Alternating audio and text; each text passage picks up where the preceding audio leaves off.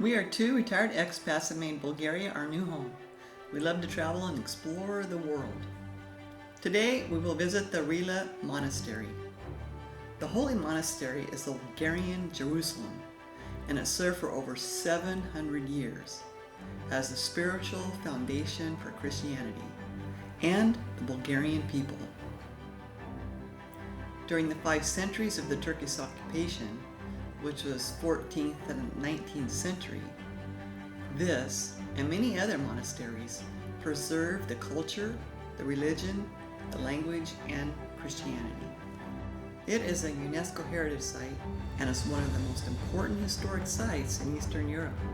So if you are visiting Bulgaria, make sure you do not skip this place.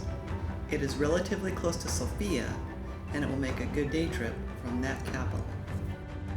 In 865, the Bulgarian Knights Boris first converted the Bulgarian people to Christianity, and it became the state religion. The first holy monasteries were founded where God-blessed men began their secluded spiritual lives. They were models of Christian virtue, and people followed their example. Thus, Bulgaria became one of the Christian countries in Europe. Determined from God the Rila Mountain to be one of the blessed places for spiritual feats and self-perfection. This place was the place of settlement and spiritual struggle for the esteemed Loan Rilski, the wonder worker. Admired and praised by the Orthodox Church, he is the greatest ascetic in all of the neighboring lands. He was born around 876. When he turned 25, he devoted himself to God in one of the nearby monasteries in Rila Mountain. This is how he took the difficult but glorious path of spiritual perfection. Several years later, he headed for the Rila Mountains, an uninhabited place at that time, where he devoted himself to complete solitude from the world. And in this way, he became the founding father of Bulgarian ascetic life. The earth was his bed. The sky was his veil.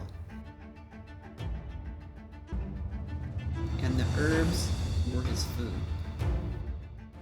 Saint Loan lived in a stone cave for 20 years, and he spent 7 years on a bare rock beneath the open sky. Through his unwavering faith and devotion to God, and his persistence in prayer and fasting, he wrested the temptations of the evil one. Over the years, a big brotherhood of monks, followers of his spiritual feet, gathered around him. Loan Rilski became their first abbot. He died on the 18th of August, 946. At the end of his life, he left a testament to his disciples, a spiritual and moral message for the next generation of monks, priests, and worshippers. The Rila Monastery became a cradle and a source of spiritual flame for monks, scholars, teachers, cantors, icon painters, wood carvers, and mural painters, all of whom became devout followers of our admired and God-bearing father, Loan Rilski, the wonder worker.